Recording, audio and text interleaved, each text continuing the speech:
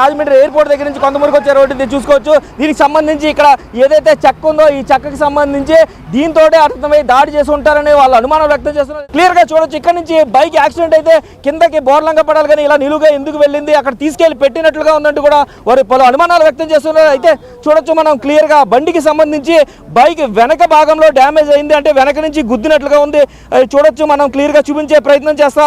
ఇక్కడ చూసుకోవచ్చు ఏదైతే ఈ బైక్ సంబంధించి బైక్ ఇక్కడ డ్యామేజ్ అయింది, అంటే ఇటు నుంచి ఇటు సైడ్కి అంటే బ్యాక్ నుంచి ఇలా ఒక సైడ్కి గుద్దితే ఇక్కడ డ్యామేజ్ అయినట్టుగా కూడా మనకి క్లియర్గా కనిపిస్తుంది. అదేవిధంగా చూస్తే ఫ్రంట్ సైడ్లో కూడా చూసుకున్నట్లయితే ఇక్కడ రోడ్ రఫ్ అయినట్టుగా కనిపిస్తుంది మనకి. చూసుకోవచ్చు ఈ హెల్మెట్ సంబంధించి ఏదైతే చూసుకోవచ్చు హెడ్ లైట్కి సంబంధించి అక్కడ చూడొచ్చు మనం క్లియర్గా హెడ్ లైట్ మొత్తం కూడా డ్యామేజ్ అయింది. హెడ్ లైట్ అనేది ఫ్రంట్లో లేని పరిస్థితి కనిపిస్తుంది, అంటే దాని హెడ్ లైట్ మీద దాడి చేశారా అనే కోణంలో కూడా పోలీసులు ఎంక్వైరీ అయితే చేస్తున్న పరిస్థితి కనిపిస్తుంది.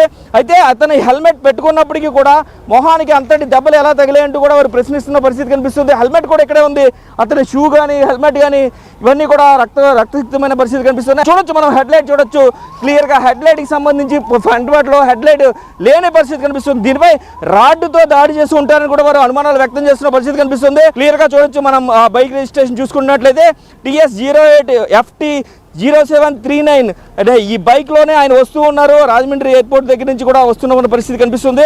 అయితే దీనికి సంబంధించి బైక్ అక్కడ యాక్సిడెంట్ అయితే ఇక్కడికి దేక్కుంటూ రావాలి కానీ ఇలా ఎలా నిలబడిందంటూ కూడా వీరందరూ కూడా ప్రశ్నిస్తున్న పరిస్థితి కనిపిస్తుంది. గ్లౌజులు ఉన్నాయి, అదేవిధంగా చూసుకున్నట్లయితే చెక్కకి సంబంధించిన చెక్క ముక్కలు ఏదైతే దాడికి ఉపయోగించారో ఆ చెక్కకి సంబంధించిన రక్తపు మరకతో ఉన్న చెక్క ముక్కలు చూడొచ్చు క్లియర్గా వారు చూపిస్తున్నారు కూడా. ఏదేమైనప్పటికీ కూడా పోలీసులు వీలైనంత త్వరగా ఈ కేసుని ఛేదించాలంటూ కూడా వీరందరూ డిమాండ్ చేస్తున్న పరిస్థితులు రాజమండ్రిలో కనిపిస్తున్నాయి. కెమెరామెన్ రవితో శంకర్, బిగ్ టీవీ.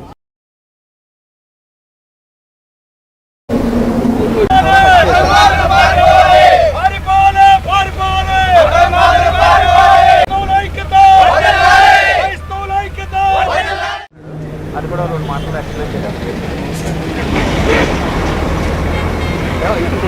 చెప్పాను రవి చెప్తాన్నారు మీరు ఓకే అంటే 7 గంటలకి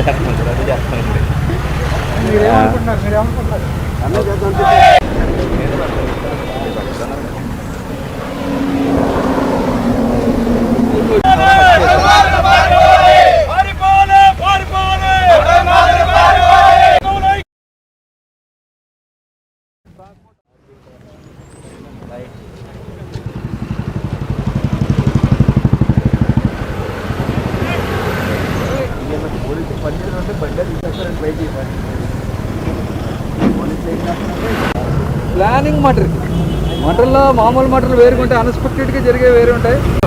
ఎందుకంటే లైట్ డ్యామేజ్ అయితే అలా ఉండదు, అక్కడ హ్యాండిల్ డ్యామేజ్ అవ్వాలి కదా.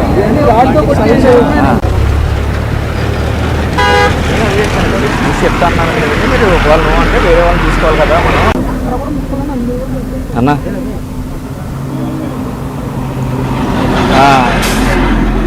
బాబు ఇంచుమించు 67 సంవత్సరాలు, అందులో మేము ట్రాన్స్పోర్ట్. రాజమండ్రి గామన్ బ్రిడ్జ్ దగ్గర ప్రమాదం చోటు చేసుకుంది. ఈరోజు ఉదయం పాస్టర్ ప్రవీణ్ పగడాల ఉదయం హైదరాబాద్ నుంచి విశాఖకు బైక్ పై వెళ్తుండగా కూడా ఈ దురదృష్టకరమైన ఘటన చోటు చేసుకుంది. ఇక వంతెన పై నుంచి బైక్ తో సహా పడిపోయారు ప్రవీణ్. హైదరాబాద్ నుంచి బైక్ పై వెళ్తున్నారు విశాఖకి. బైక్ పై లగేజ్ వేసుకుని జర్నీ చేస్తున్నట్లు కూడా తెలుస్తుంది. ప్రమాదం జరిగిన తీరుపై కూడా ఇప్పటికే క్రైస్తవ సంఘాలన్నీ కూడా తీవ్ర అనుమానాలు వ్యక్తం చేస్తున్నాయి. ఎవరైనా కావాలనే ఢీకొట్టారా లేదంటే ప్రమాదమా అనే సందేహంలో కూడా ప్రస్తుతం క్రైస్తవ సంఘాలన్నీ కూడా దీనికి సంబంధించి నిరసన కూడా వ్యక్తం చేస్తున్నాయి. తలకు తీవ్ర గాయాలైనట్లు కూడా తెలుస్తుంది. ఇక దీనికి సంబంధించి కూడా ఇప్పటికే వరికాసేపట్లో ప్రవీణ్ పగడాల పోస్ట్ మార్టం కూడా వైద్య అధికారులు నిర్వహించబోతున్నట్లు కూడా తెలుస్తుంది.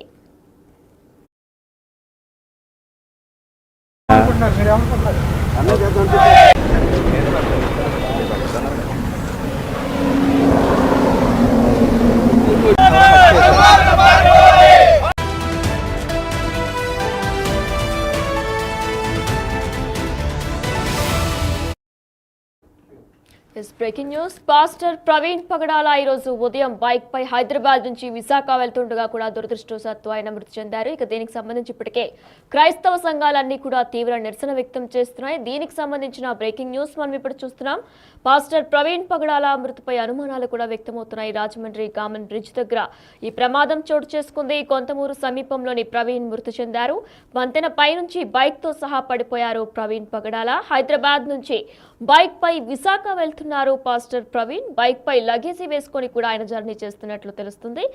ఇక దీనికి సంబంధించి కూడా ప్రమాదంపై ఇప్పటికే చాలా మంది క్రైస్తవ సంఘాలు స్పందించాయి. అలానే హీరో రాజా, అలాగే పాల్, రాజేష్ మహసేన కూడా స్పందించారు. ప్రస్తుతం సీసీటీవీ ఫుటేజ్ గురించి కూడా పోలీసులు పరిశీలిస్తున్నారు. క్రైస్తవ సంఘాలన్నీ కూడా ఆగ్రహం వ్యక్తం చేస్తున్నాయి ప్రభుత్వ ఆసుపత్రి దగ్గర కూడా. అయితే దీనికి సంబంధించి కూడా ప్రస్తుతం మనం ప్రవీణ్ పగడాల విజువల్స్ కూడా చూస్తున్నాం బిగ్ టీవీ లైవ్ లో. ప్రవీణ్ పగడాల ఈరోజు ఉదయం హైదరాబాద్ నుంచి విశాఖపట్నం బైక్ పై వెళ్తుండగా కూడా ఈ దుర్ఘటన చోటు చేసుకుంది. ఆయన మృతి చెందారు.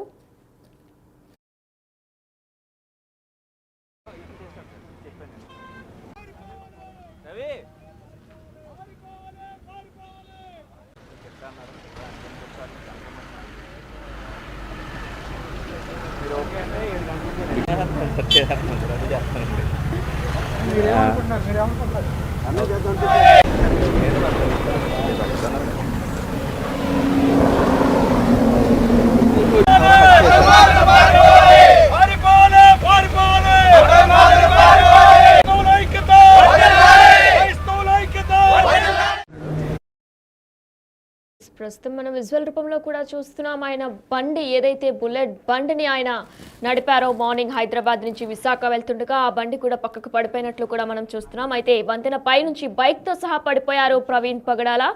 హైదరాబాద్ నుంచి బైక్ పై విశాఖ వెళ్తున్నారు ప్రవీణ్. బైక్ పై లగేజ్ వేసుకొని కూడా వెళ్తున్నట్లు తెలుస్తుంది. ప్రస్తుతం ప్రమాదం జరిగిన తీరుపై అనుమానాలు కూడా వ్యక్తం చేస్తున్నాయి క్రైస్తవ సంఘాలన్నీ కూడా. ఎవరైనా కావాలని ఢీకొట్టారా లేదా అని కూడా క్రైస్తవ సంఘాలన్నీ కూడా అనుమానం వ్యక్తం చేస్తున్నాయి. ఇక దీనికి సంబంధించి కూడా స్పాట్ నుంచి మరిన్ని వివరాలు మా ప్రతినిధి శివశంకర్ అందిస్తారు.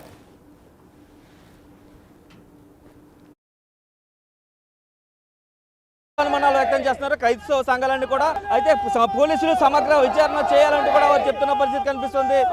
అయితే చూడొచ్చు మనం క్లియర్ గా వారు ఏంటి వారి ప్రధాన డిమాండ్ ఏంటి కూడా చూడొచ్చు, మాట్లాడే ప్రయత్నం చేద్దాం. చెప్పండి అసలు ఏమనుకుంటున్నారు, ఎందుకు జరిగింది అనుకుంటున్నారు ఇలా? సార్ ఇక్కడ క్లియర్గా మాకు కనపడేటటువంటిది ఏంటంటే రాజమండ్రికి ఇది అవుట్ కట్ లైను. మాకు వచ్చి చూసినప్పుడు ఈ స్పాట్కి చూసినప్పుడు అక్కడ బ్లడ్ కనపడతా ఉంది. అది చెక్క కంటుకున్నటువంటి బ్లడ్ కనపడతా ఉంది.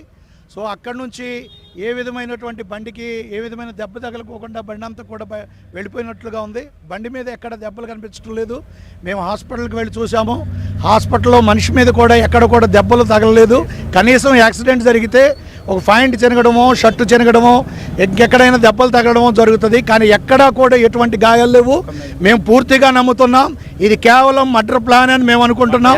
ఒక నక్షత్రాన్ని, ఒక స్టార్ని, ఒక గొప్ప దైవజనుడిని మేము కోల్పోయాం. ఇంకా మరి పోలీసు వారు సరి అయినటువంటి చర్య తీసుకొని ఎవరైతే అతని మరణానికి కారణమయ్యారో వారిని అరెస్ట్ చేయాలి, తగినటువంటి న్యాయం చేయాలి. దోషులను క్రైస్తవ సంఘాల ఎదుట, క్రైస్తవ సమూహం ఎదుట నిలబెట్టేంత వరకు కూడా మా ర్యాలీలు మేము కొనసాగిస్తామని ఊరుకోమని తెలియజేస్తూ ఉన్నాం. ప్రధానంగా ఎవరి మీద అనుమానం వ్యక్తం చేస్తున్నారా మీరు చెప్పండి? అనుమానం అంటే లేదు సార్. ఇప్పుడు ఆ విధంగా యాక్సిడెంట్ ఎందుకు జరుగుతుంది? యాక్సిడెంట్ జరిగినప్పుడు ఎక్కడన్నా కానీ బాడీలో ఒక విధంగా కలక ఉండాలి కదా, గాయాలు అవ్వాలి కదా. కానీ ముఖం మీదే తగిలింది. అది ముఖం మీద ఎందుకు తగలాలి? ముఖం మీద తగలాలి. హెల్మెట్ ఉండగానే ముఖం మీద తగిలి ముఖం పెదించి ఇట్లు పోయింది సార్. అది ఎందుకు అలా జరుగుతుంది? అది యాక్సిడెంట్ జరగాలంటే ఎక్కడన్నా దెబ్బలు తగిలితే తెలిసిపోతుంది సార్. ఆ చెక్క మీద కూడా బ్లడ్ కనబడుతుంది. అక్కడ ఒకవేళ యాక్సిడెంట్ జరిగితే బండి వెళ్తున్నట్టు కిందకి మార్గం కనబడుతుంది, కానీ లేదు, తీసి అక్కడ పెట్టుతున్నట్టు మార్గం కనబడుతుంది సార్. మాకు ఖచ్చితంగా న్యాయం జరగాలి. న్యాయం జరిగే వరకు మేము పోరాడుతూనే ఉంటాం. క్రైస్తవులు ఐక్యతగానే ఉంటాం, మేము పోరాడుతూనే ఉంటాం. పొద్దున్న నుంచి ఇంతవరకు ఆ కేసు ఇంతవరకు ఛేదించింది లేదు. ఒకసారి గవర్నమెంట్ ఆసుపత్రి దగ్గర ధర్నా చేశాం. అక్కడ మాకేం చెప్పారంటే మీకెందుకు మేము చూస్తామని చెప్పన్నారు. మీకెందుకు మీరు పాస్టర్ మీరు శాంతియుతంగా ఉండాలి, మీరు సైలెంట్గా ఉండని చెప్పారు. ఇంతవరకు ఆ కేసు గురించి అసలు ఇంతవరకు దానికి పట్టించుకోలేదు. బాడీ చూస్తే ఇంకా అలాగే ఉంది. ఇక్కడ హత్య చూస్తేనేమో ఇక్కడ చూస్తేనేమో యాక్సిడెంట్ అంటున్నారు, కానీ యాక్సిడెంట్ కాదు, అది భయంకరంగా హత్య. అది ఒక హెల్మెట్ ఉంటే తల వెనక తగ్గలేదు, మొక్క మీద తగిలింది దెబ్బ. ఇది చూసుకున్నట్లయితే పోలీసులు సమగ్ర విచారణ జరపాలంటూ కూడా డిమాండ్ చేస్తున్న పరిస్థితి కనిపిస్తుంది. అయితే క్రైస్తవుల మీద మతోన్మాదతలు దాడి ఆపాలంటూ కూడా వారు నినాదాలు ఇస్తున్న పరిస్థితి కనిపిస్తుంది. క్లియర్ గా చూడొచ్చు మనం ఏదైతే ఇక్కడ స్పాట్ యాక్సిడెంట్ స్పాట్ కి సంబంధించి ఏదైతే రాజమండ్రి ఎయిర్పోర్ట్ దగ్గర నుంచి కొంతమూరుకు వచ్చే రోడ్డు చూసుకోవచ్చు. దీనికి సంబంధించి ఇక్కడ